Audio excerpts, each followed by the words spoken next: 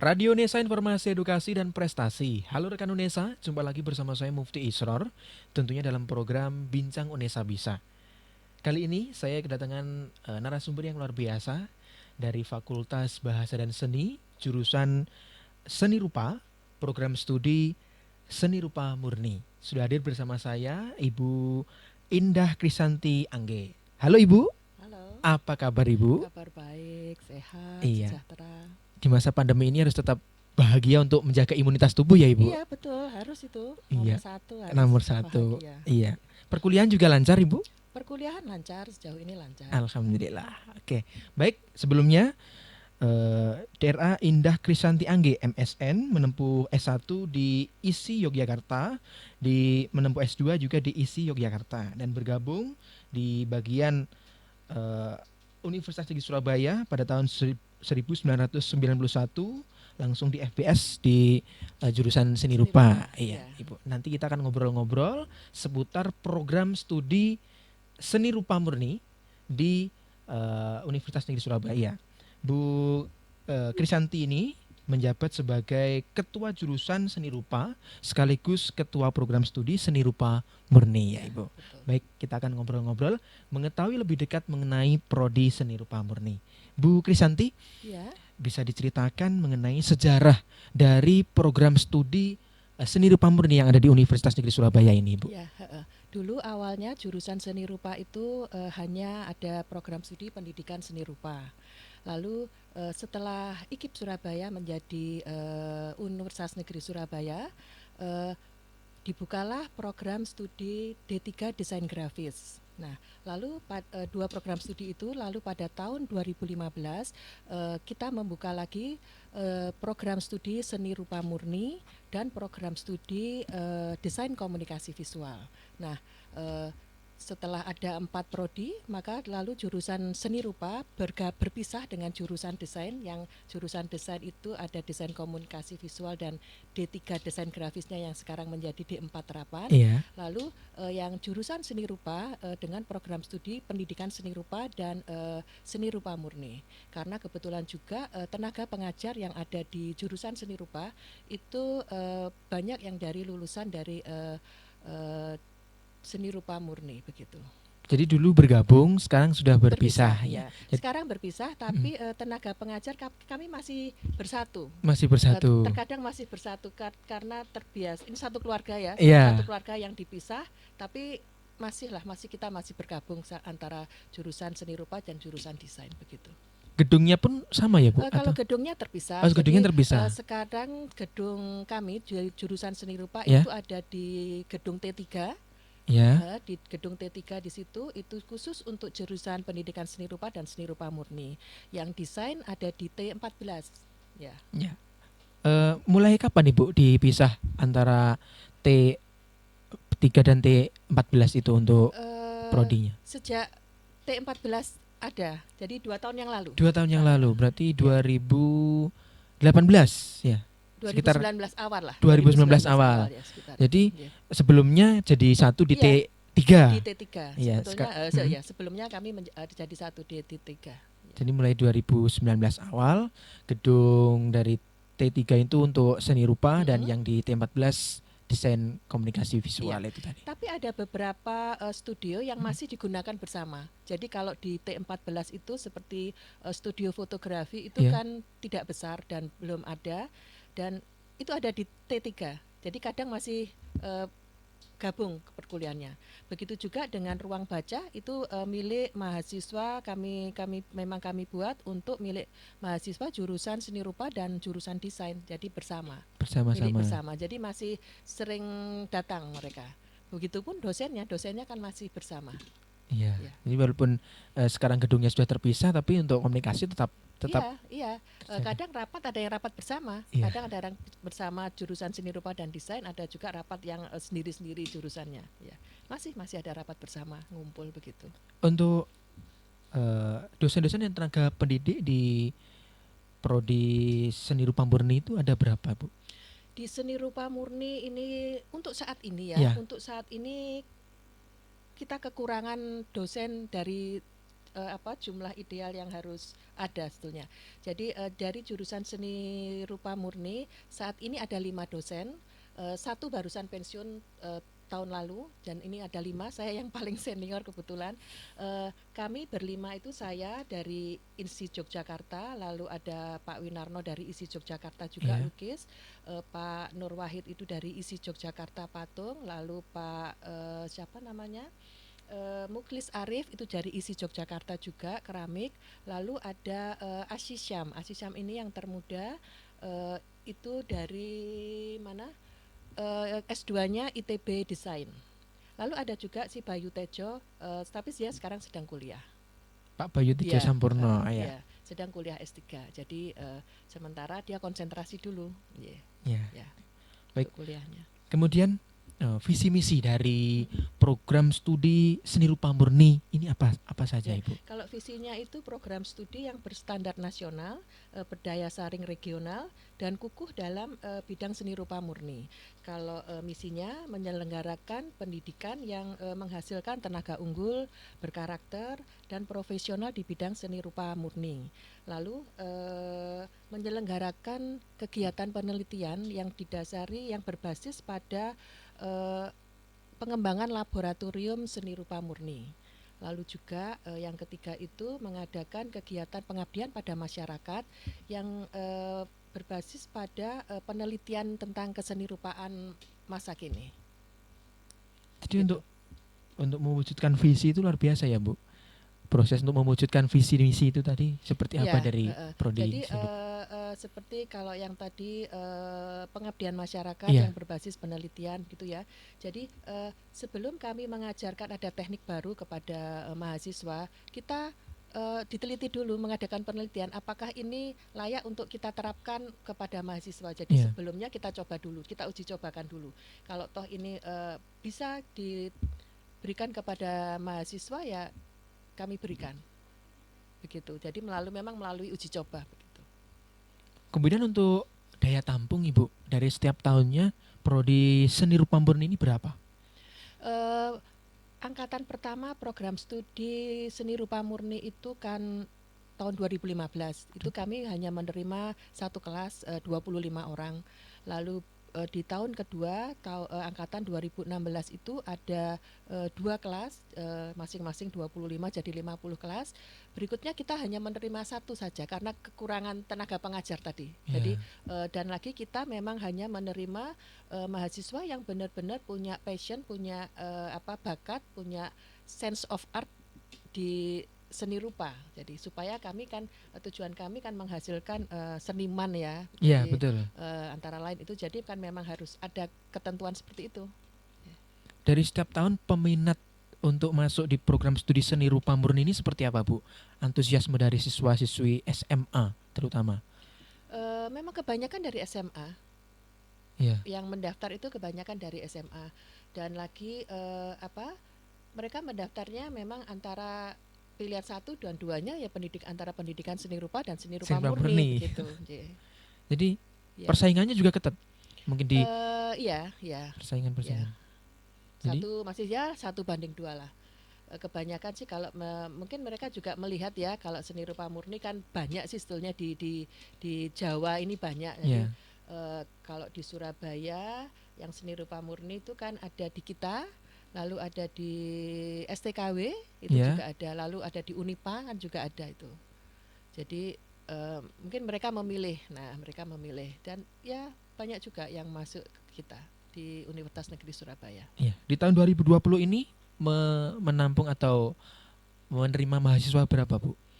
2020 ini 25. Jadi 25. Satu kelas saja satu ya. kelas itu memang kami maksimal 25. Iya, Karena kan kalau di jurusan seni rupa murni itu kan banyak mata kuliah praktek. betul. Ketika satu mata kuliah praktek itu berjalan di laboratorium, 25 itu terlalu banyak udah. Hmm. perbandingannya dengan pamannya Institut Seni Indonesia Yogyakarta Iya, ya. Sekelas itu kadang 10, 15, ketika aku dulu 15. Lebih mudah praktek itu seorang dosen itu ya idealnya ya 10 antara 15. Kalau 25 itu sebetulnya udah terlalu apa ya? terlalu banyak. Terlalu banyak dan Iya, mereka kurang kurang mendapatkan apa ya pengawalan yang cukup untuk berkarya iya. begitu. Karena kalau sedikit kan dosen pun juga lebih lebih Iya, mudah betul. memberikan pengawasan Iya, dan betul. bimbingan itu Iya, tadi ya, karena mm-mm. praktek langsung di Iya, lapangan iya, seperti itu. iya. Baik, kemudian nah untuk ini kita memberikan pengetahuan untuk adik-adik mungkin yang Mm-mm, sekarang masih SMA dan mempunyai minat untuk masuk di prodi mm-mm, seni rupa. Nah, mm-mm. kira-kira apa yang perlu dipersiapkan, Ibu, Ya, ketika ingin masuk eh, di prodi seni rupa ini? seni rupa murni ya Iya, khususnya ya. seni rupa murni. Jadi kalau masuk di jurusan seni rupa murni paling tidak yang baik itu adalah mereka yang memiliki bakat. Kalau dia sudah memiliki bakat seni, lalu dia kuliah di jurusan seni rupa murni, itu kan dia mengikuti pembelajaran melatih, ada mata kuliah praktek itu kan melatih menggambar gitu ya, Iya, berlatih menggambar, ada learning curve yang harus dijalani pada jenjang masa ketika dia kuliah, itu kan akan menjadikan dia seorang yang mumpuni di bidang seni rupa murni, menjadi seorang seni rupa yang seniman yang handal begitu ya. iya, Eh, Kalau toh dia tidak mempunyai bakat seni, paling tidak dia memiliki sense of art. Nah, eh, dengan memiliki sense of art, dia bisa kita latih. Jadi seperti misalnya begini, seseorang yang mempunyai bakat seni tetapi tidak pernah berlatih, dibandingkan dengan seseorang yang tidak memiliki bakat tapi sering berlatih, iya, sering melakukan learning curve tadi dalam praktek berseni, berkarya, akan lebih jadi yang tidak bakat tapi sering berlatih iya, itu. betul, Nah, paket mata kuliah yang kita berikan itu sudah kita atur supaya pengalaman itu kan perlu kalau untuk untuk seorang seni rupa seni rupa, mahasiswa seni rupa berkarya itu kan pengalaman mengalami itu kan sangat perlu, betul. dan itu yang akan menjadi modal dia ketika dia akan menciptakan sebuah karya begitu. Apa saja yang dipelajari di prodi seni rupa murni ini, Ya, Bu? jadi yang dipelajari di jurusan seni rupa murni, teori-teori yang berhubungan dengan seni, ada mata kuliah estetika, sejarah seni rupa Indonesia, sejarah seni rupa Barat, sejarah seni rupa modern, ada juga tentang apa namanya eh, estetika tadi ya, Iya, estetika. Lalu berikutnya adalah mata kuliah yang berhubungan dengan mata kuliah praktek, penciptaan karya yang 2 dimensi maupun 3 dimensi. Jadi itu yang dipelajari. jadi selain mempelajari teori, Mm-mm. prakteknya pun diasah Iya, untuk melatih keterampilan itu tadi iya ya, Bu ya. betul. Justru prakteknya lebih banyak. Praktek lebih Iya, banyak. karena kan ya itu tadi seniman kan butuh itu ya. Tapi Betul. memang di yang jurusan seni rupa murni, selain dia akan menjadi seniman, dia juga akan bisa menjadi seorang kritikus seni, pengkaji seni. Itu memang ada pilihan. Iya. Jadi pada semester tertentu seorang yang akan menjadi seniman lebih ada paket mata kuliah yang memperdalam penciptaannya, proses Iya. penciptaannya. Lalu kalau yang mengambil di kajian seni lebih banyak dibekali teori-teori seni. Teori-teori. Ya, Jadi gitu. mahasiswa itu juga dituntun untuk memfokuskan Iya, dirinya dia akan nanti, kemana? betul, outputnya nanti mau Iya, kemana iya. begitu ya, Bu. Karena dia akan ada yang suka mengkaji seni, ada juga yang lebih pada menjadi seorang seniman begitu. Baik, luar biasa sekali rekan Unesa. Kita nanti akan ngobrol-ngobrol lebih jauh bersama Bu Krisanti. Tentunya prodi seni rupa murni ini pasti punya banyak prestasi ya. Nanti kan ngobrol-ngobrol bersama Bu Krisanti setelah ini. Jangan kemana-mana, tetap di Bincang Unesa Bisa.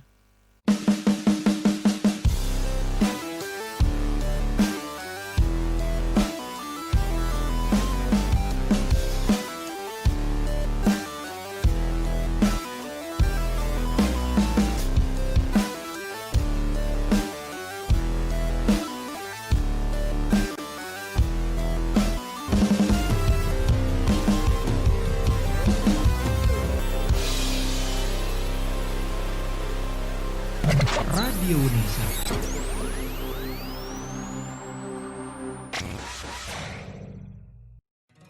Radio UNESA Informasi Edukasi dan Prestasi hadir sejak 13 Februari 2020 bertepatan dengan Hari Radio Sedunia. Radio UNESA memenuhi kebutuhan informasi seluruh sivitas akademika UNESA dan masyarakat. Melalui informasi edukasi hingga hiburan disajikan selama 24 jam non-stop. Rekan UNESA bisa mendengarkan via streaming di radiounesa.com atau www.unesa.ac.id. Secara audiovisual juga bisa disimak di kanal YouTube Radio UNESA. Langsung saja download aplikasi Radio UNESA di Play Store dan jadikan Radio UNESA teman beraktivitas Anda. Inilah Radio UNESA, informasi edukasi dan prestasi.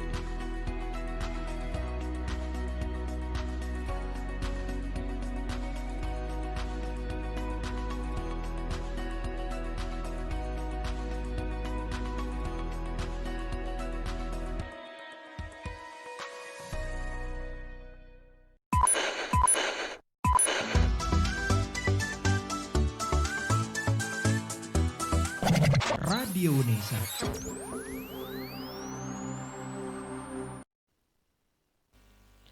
Radio UNESA Informasi Edukasi dan Prestasi masih dalam program Bincang UNESA Bisa, tentunya bersama Ibu Indah Krisanti Angge MSN selaku Ketua Jurusan Seni Rupa dan Ketua Program Studi Seni Rupa Murni Universitas Negeri Surabaya.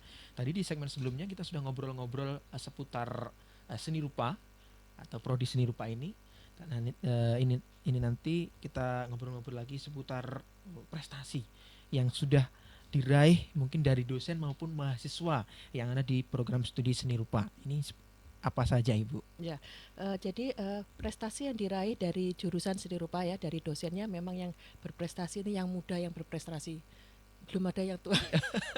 Yang muda yang berprestasi. Jadi Muhammad Bayu Tejo yang sekarang sedang berkuliah, dia itu pernah mencapai menjadi seorang Best Presenter Award International Academic Forum di Kyoto Conference on Art tahun 2017. Nah, ya, dia juga pernah meraih Best Paper Award juga di International Academic Forum tahun 2017 juga. Ya, kalau untuk mahasiswa, jadi mahasiswa itu biasanya mereka ada seperti Basuki Abdullah Award, lalu ada juga Bandung Art Contemporary Award. Jadi ini tidak mudah untuk bisa masuk menjadi nominasi di situ. Iya. Karena saingannya tidak hanya dari mahasiswa seni rupa yang berada di sini, tapi kan yang dalam arti yang lingkup lebih luas dari ISI Jogja yang harus memang karyanya kan lebih baik begitu. Tapi ternyata mahasiswa seni rupa murni Universitas Negeri Surabaya juga bisa berada di sana. Yeah. Dan beberapa kali prestasi UUB itu yang sangat bergengsi dimenangkan juga dari mahasiswa jurusan seni rupa. Luar biasa. Jadi mahasiswa dan dosen pun berprestasi di program studi seni rupa ini, Ibu.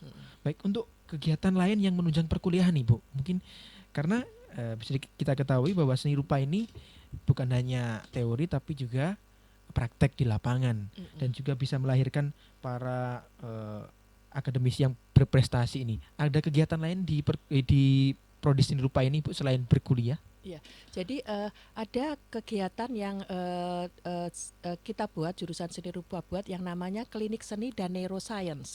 Jadi ini sudah akan pertemuan keempat, akan klinik seni keempat.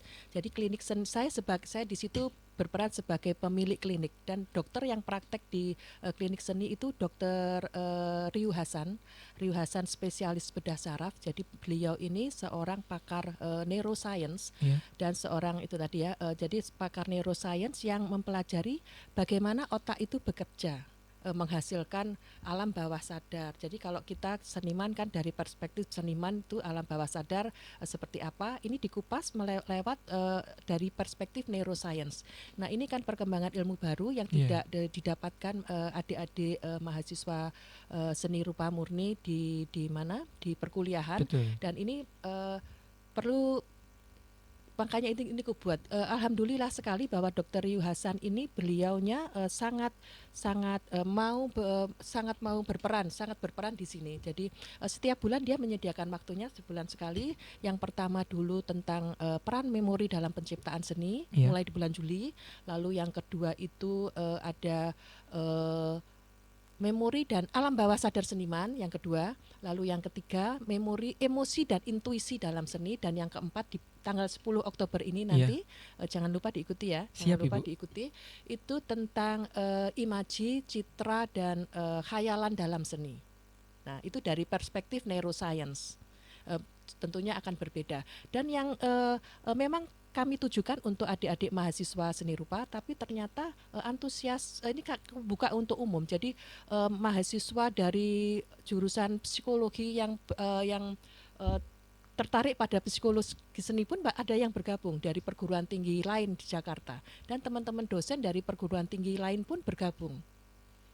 Karena ini yang pertama. Ini yang pertama. Mulai dilaksanakan. Maksudnya yang mengadakan antar pembicaraan tentang seni dari sudut pandang neuroscience ini kita jurusan seni rupa. Dan memang narasumbernya itu sangat berkompeten di bidangnya.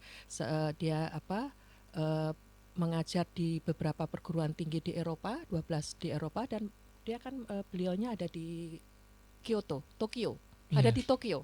Ya, ada di Tokyo. Jadi biasanya siaran langsung dari antara Tokyo dan Surabaya. Atau ketika saya berada di Malang gitu. Output atau harapan setelah diadakannya kegiatan ini apa, Ibu?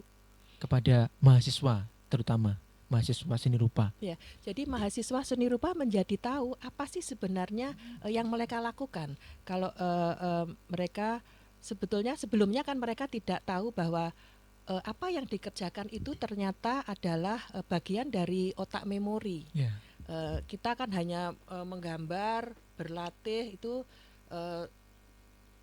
pada saat kurun waktu tertentu. Padahal ternyata itu adalah learning curve yang akan mengisi memori kita. Jadi apa yang dilihat mahasiswa ketika dia belajar itu yang akan dituangkan menjadi sebuah karya, itu adalah ternyata cara kerja otak. Nah, itu perlu dipelajari supaya mahasiswa punya bekal yang lebih baik lagi. Dari mahasiswa harus banyak melihat karya-karya yang bagus, harus banyak berlatih learning curve agar otak emosinya itu secara tidak sadar kan menjadi bagus. Betul. Gitu. Jadi itu ternyata ke sana arahnya. Itu kan kita tidak tahu bahwa ya kita ngalir aja sih gitu, nggak tahu kalau itu cara kerja otak. Jadi itu bisa dilatih begitu, bisa dibentuk begitu. Jadi memori itu perlu diisi dengan hal-hal yang berkaitan dengan seni, tentang praktek maupun teori, melihat karya yang bagus, agar secara tidak sadar ketika dia praktek, yang tersimpan di memorinya itu yang akan keluar. Betul. Jadi tidak mungkin dia akan mengeluarkan, menciptakan sesuatu yang tidak pernah dia lihat atau tidak pernah dibayangkan. Jadi itu, Jadi memberikan bekal yang istilahnya kuat untuk para mahasiswa ini agar bisa berkarya sebaik mungkin seperti itu ya, Bu. Betul. Jadi untuk proses berkarya itu tidak begitu saja, melainkan ada proses yang bekerja di otak dan yang dimaksimalkan melalui klinik seni. Klinik seni dan neuroscience. Klinik seni dan neuroscience ini. Lalu ada lagi program namanya Ngibadah. Nah, kalau Ngibadah ini memang ngaji bakdo kuliah. Jadi memang untuk adik-adik mahasiswa malam hari membicarakan tentang seni, tentang isu seni yang tidak didapatkan di materi perkuliahan. Umpamanya tentang feminisme, tentang eco art, tentang neuroestetik, itu kan tidak ada. Jadi isu-isu tersebut dibicarakan di Ngibadah itu tadi. Di luar itu perkuliahan. Di luar malam hari. Dan banyak yang ikut karena mereka kan juga perlu tahu isu-isu terkini tentang seni. Betul. Nah, itu diberikan biasanya yang memandu Bayu Tejo. Dari Pak dosen. Iya. Ya itu. Biasanya dilaksanakan di kampus kah Di atau kampus, di kampus di ya, Bu? jurusan seni rupa dan kadang kita tidak di kelas tapi santai, lesehan santai. Jadi Iya, ngobrol santai tapi bermakna begitu. ngobrol santai Jadi, tapi bermakna. iya, Ya, itu tadi untuk memberikan ilmu-ilmu baru, ilmu-ilmu lebih yang tidak diperoleh di perkuliahan iya betul. disampaikan juga di Iya, luar iya. perkuliahan. Ya. Jadi ada klinik seni Dan dan neuroscience, neuroscience, mm-mm, kemudian ada ngibadah. ibadah.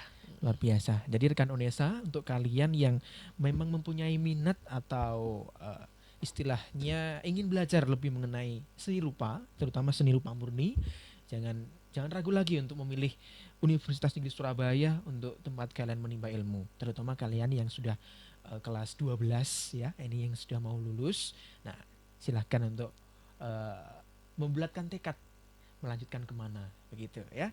Baik, Ibu Krisanti, di masa pandemi ini perkuliahan seperti apa, Ibu?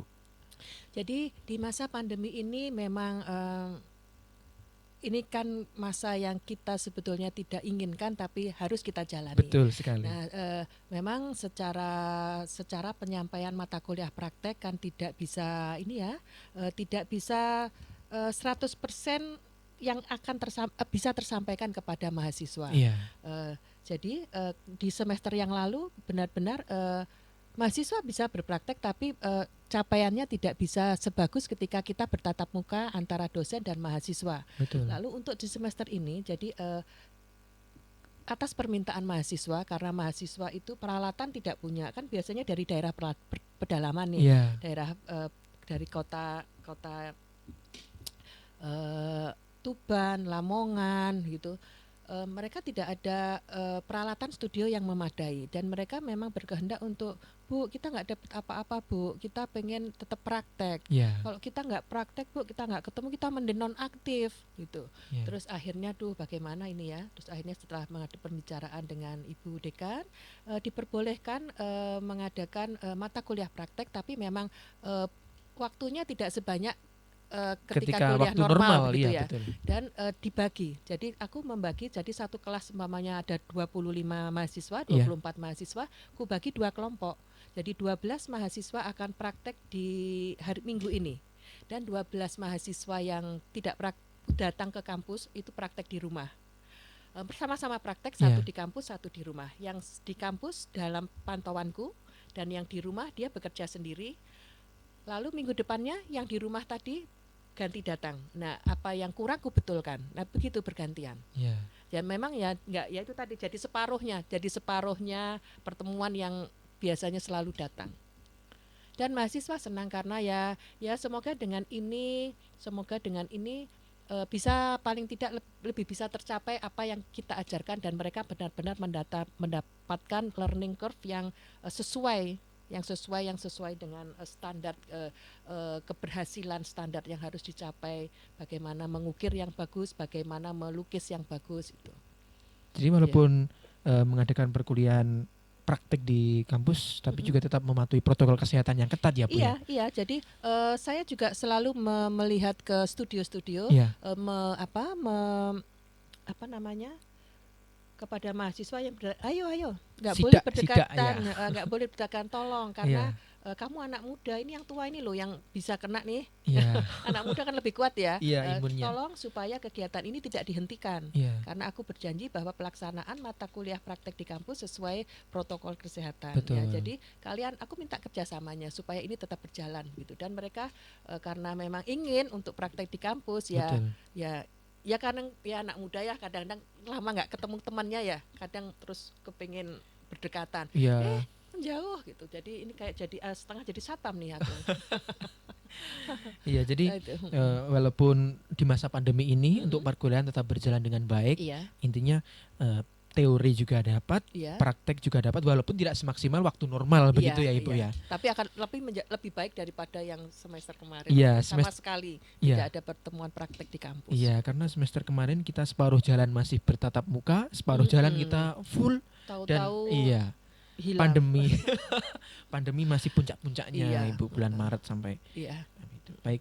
Kemudian dari fasilitas, Ibu, fasilitas yang ada di Prodi Seni Rupa Murni ini apa saja, Bu? Jadi fasilitas yang ada di jurusan seni rupa itu memang digunakan untuk program studi pendidikan seni rupa dan seni rupa murni. Iya, Jadi kami punya laboratorium seni lukis, laboratorium seni patung, laboratorium seni keramik, laboratorium seni logam, laboratorium seni kayu, lalu ada tekstil lebih ke iya, batik, iya. lalu ada laboratorium seni grafis dan juga ada eh, laboratorium atau studio kita menyebutnya itu fotografi. Jadi Fotografi. itu ada. Jadi dari fasilitas juga banyak sekali yang memang yang untuk menunjang perkuliahan ya Ibu. Iya, dan dibandingkan dengan beberapa perguruan tinggi, termasuk studio-studio kita itu baik, luas dan semua ada begitu. Iya, Meskipun kan peralatan itu kan kadang berkembang ya. Jadi kita betul. selalu mencoba memenuhi peralatan-peralatan, ada perkembangan baru gitu kita coba untuk mendatangkan untuk mahasiswa begitu. Iya. Kemudian untuk akreditasi dari program studi seni rupa murni ini apa Bu? Masih 1 kali dan B karena ini masih tergolong baru ya. Tergolong baru. Ya semoga dengan berjalannya waktu kita akan meraih A. Iya, amin. Ya. Jadi dari kerjasama antara mahasiswanya Ya, juga, ya, dari ya, dosennya, ya. kemudian dari fasilitas-fasilitas yang ada begitu. Jadi sumber daya manusia juga dipupuk dengan baik, fasilitas juga ditunjang dengan baik. Nanti Ya, insya Allah kedepannya bisa ya. Ada meraih lagi A. satu fasilitas yang belum Iya, kesebutkan. Ada ruang baca. Kita tidak menyebutnya perpustakaan tapi ruang baca. ruang baca. Jadi ruang baca ini khusus tentang buku-buku seni, maupun itu seni murni, pendidikan seni, ataukah yang untuk desain komunikasi visual. Jadi ini kita berbagi di situ. Jadi buku-buku seni kan mahal ya. Betul. Biasanya kalau ada mahasiswa yang lulus satu angkatan itu 5-10 mahasiswa, mereka itu urunan untuk kenang-kenangan nih buat adik-adik kita nih Iya, mengisi ruang baca gitu. Begitu seterusnya turun temurun turun begitu. temurun. Jadi Jadi sudah menjadi budaya begitu ya. budaya. Jadi kadang ada alumni juga yang mau menyumbang gitu, Mm-mm. kami terbuka gitu. Ya, baik. Ya. Luar biasa sekali rekan Unesa perbincangan saya dengan Ibu Krisanti mengenai program studi seni rupa murni Universitas Negeri Surabaya. Setelah ini kita akan ngobrol-ngobrol lebih jauh lagi mengenai seni rupa murni bersama Ibu Krisanti. Jangan kemana-mana, tetap di Bincang Unesa bisa.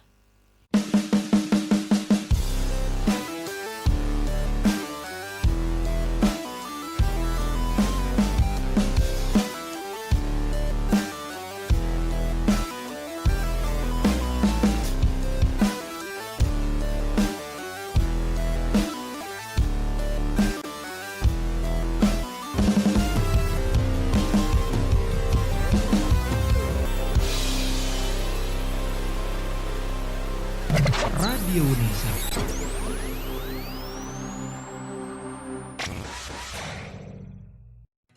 Radio Unesa Informasi Edukasi dan Prestasi hadir sejak 13 Februari 2020 bertepatan dengan Hari Radio Sedunia. Radio Unesa memenuhi kebutuhan informasi seluruh sivitas akademika Unesa dan masyarakat. Melalui informasi edukasi hingga hiburan disajikan selama 24 jam non-stop. Rekan Unesa bisa mendengarkan via streaming di radiounesa.com atau www.unesa.ac.id. Secara audiovisual juga bisa disimak di kanal YouTube Radio Unesa. Langsung saja download aplikasi Radio Unesa di Play Store dan jadikan Radio Unesa teman beraktivitas Anda. Inilah Radio Unesa, informasi edukasi dan prestasi.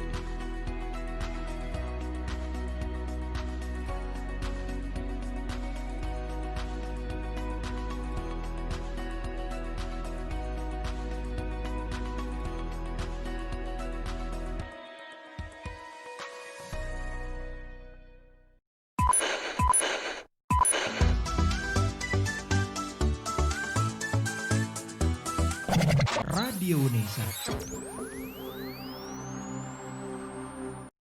Radio Unesa Informasi Edukasi dan Prestasi masih bersama Ibu Indah Krisanti Angge MSN dari Prodi Seni Rupa Murni. Baik rekan Unesa, jangan lupa untuk senantiasa like, komen, dan share video-video edukasi dari channel kami Radio Unesa. Kunjungi platform resmi kami di www.radiounesa.com untuk menyimak informasi edukasi yang ada di Universitas Negeri Surabaya. Baik, kita lanjutkan lagi obrolan bersama Ibu Krisanti. Untuk lulusan atau output lulusan yang dilahirkan dari prodi seni rupa murni ini nanti kiranya bisa eh, menjadi apa saja Ibu? Ya, jadi memang jurusan seni rupa murni ya, mereka ada 3 pilihan. Jadi dia bisa menjadi seniman nih, seniman Iya, sejati, iya. bisa juga menjadi yang ambil pengkajian seni menjadi kurator seni. Lalu ada juga yang bisa dia bekerja untuk mengelola sebuah pameran, tata kelola seni itu bisa. Jadi Jadi ada 3 itu yang bidang yang mereka bisa gelutin. kalaupun nanti ingin jadi dosen gitu juga bisa ya Ibu. Bisa. Jadi nanti kalau setelah lulus dari prodi seni rupa murni ini gelarnya sarjana seni ya atau apa? Seni rupa MSN, SSN, SSN ya, sarjana sarjana seni. seni. Sarjana seni. Jadi Lah, setelah lulus ya, dari seni mm-mm, rupa murni ini mm-mm, lulusannya akan mendapatkan gelar sarjana seni mm-mm, begitu. ya, Kemudian nah yang lagi hangat diperbincangkan di tingkat universitas Ibu, mm-mm, mungkin pandangan Ibu mengenai merdeka belajar dari sisi sudut pandang Ibu ini seperti apa? ya. Jadi menyikapi merdeka belajar ya. Iya, Jadi kalau untuk mahasiswa seni rupa murni yang PKL ya, mereka akan menjadi lebih senang dan lebih mantap dalam menimba ilmu pada seniman. Jadi kebanyakan mereka kan PKL pada seorang seniman, iya, seniman yang mereka anggap handal secara teknik dan secara konsep yang ingin menjadi panutan dia. Jadi biasanya kan PKL-nya itu 45 hari. Kalau iya, dengan Merdeka Belajar ini kan lebih lama, ada 4 bulan, itu sekitar 4 bulan, 5 bulan. Mereka akan learning curve-nya akan menjadi lebih panjang dan berarti kan mereka akan menjadi lebih mantap menyerap ilmu dari iya, seniman yang ditempatinya. Dan dengan ber-PKL selama 4 bulan, 5 bulan, dia kan juga bisa mempersiapkan ini untuk karya skripsinya. iya, Skripsinya kan skripsi penciptaan, jadi iya. dia akan menjadi lebih matang untuk itu. Jadi akan sudah berlatih di sini untuk mempersiapkan di semester berikutnya untuk mata kuliah skripsinya. Jadi bisa menghemat waktu. Jadi lebih juga selain menghemat waktu juga dia hasilnya akan lebih mantap. Penguasaan teori secara teknis dari apa yang dipelajari pada seniman tersebut menjadi lebih kuat juga, lebih bagus begitu. Jadi eh, dari 45 hari bisa dilakukan berbulan-bulan itu tadi ya Iya, Bu. Jadi iya, mahasiswa juga lebih matang dalam menyerap ilmu iya. dari seniman-seniman itu tadi. Dan hasil karyanya akan menjadi lebih banyak. Dia akan bisa menjadi pameran, diakhiri dengan pameran.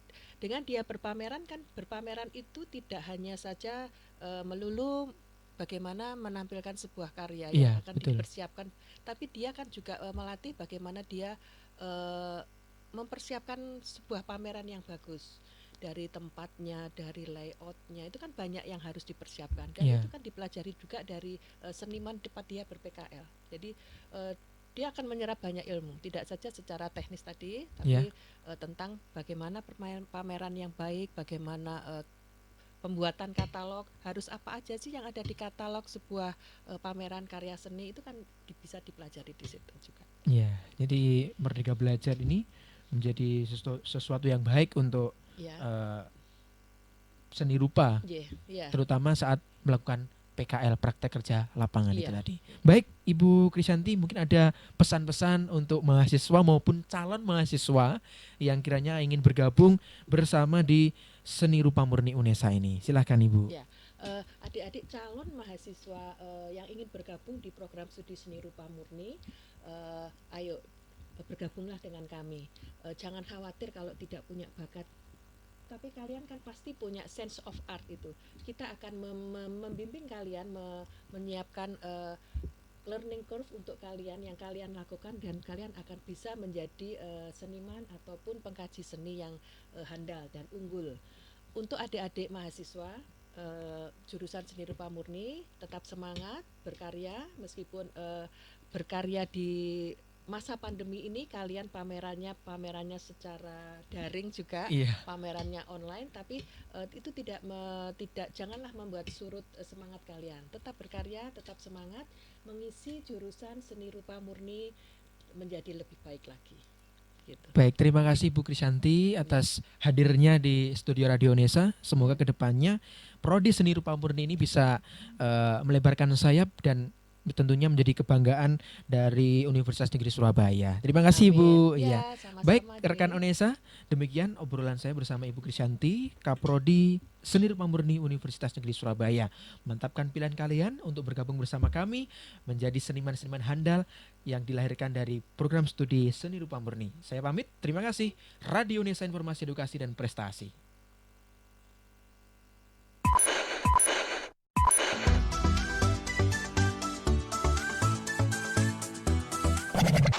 Radio Nesa.